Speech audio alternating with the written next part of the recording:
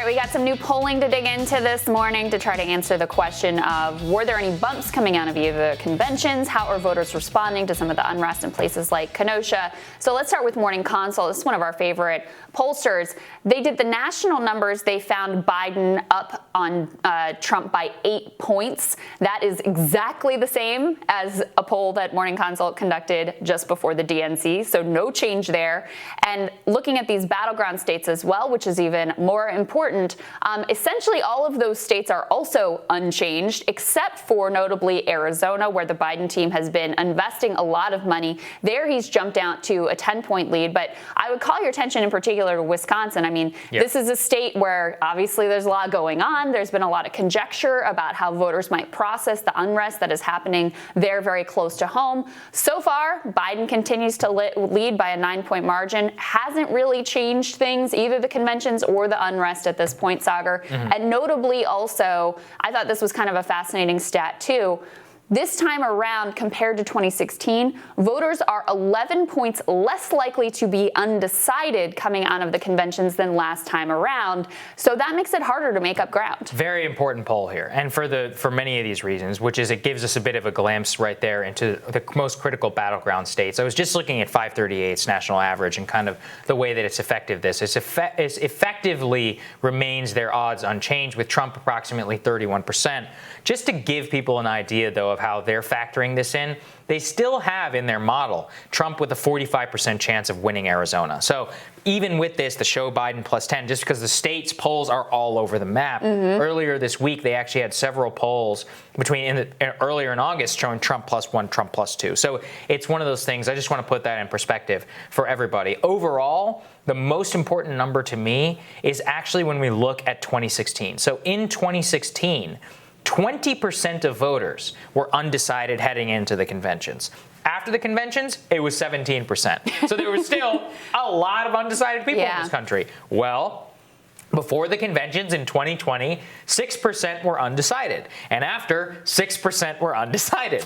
But that's bad, because what it means is that if you've made up your mind for Joe, the convention, the case, whatever's happening in the news, not really going to change your opinion. Same thing for Trump. Effectively completely unchanged. That is what I think is actually the most significant number, and really goes to what we've talked about here. It's not really a political election. It's all news and events driven. If chaos and riots and all that other stuff, then if that is a sustained period, then maybe it's that. Coronavirus, obviously we're all living in like hell for the last 6 months, and it ain't ending anytime soon, kind of governs how you might vote in this election.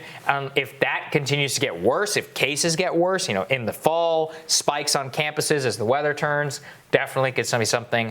I think that has just much more to do with Trump's election than anything else. Yeah, and attitudes about this president are incredibly hard. Polarized. Yeah, I mean, incredibly hard. I mean, this year has been particularly hellacious in terms of what we all have lived through and experienced, but it's been a wild ride this entire past 4 years, and he has a remarkable, stable approval rating. So what we were talking about with your radar is, like, if you were going to be able to pull this thing off, you can't do it by just trying to persuade maybe suburban voters to come back into your camp. They're done. They're decided. They're with Joe. It's over, right? Give it up. The only path he has to victory is to once again expand the electorate. Reach out to people who normally are either infrequent voters or they are non-voters altogether. Yes. It's a hard thing to do.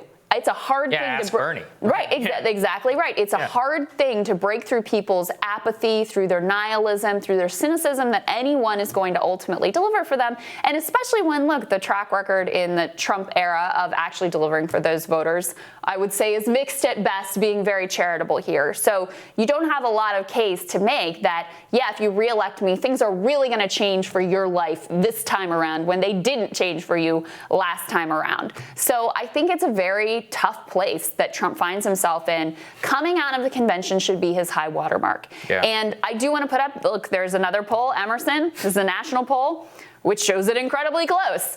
Now, to put this in context, Emerson has actually shown this race to be closer than a lot of other national pollsters. So I think this represents a 2-point move in Trump's direction. So it's still not a huge bump, but we always want to make it clear all the data that is available and what we know at this point.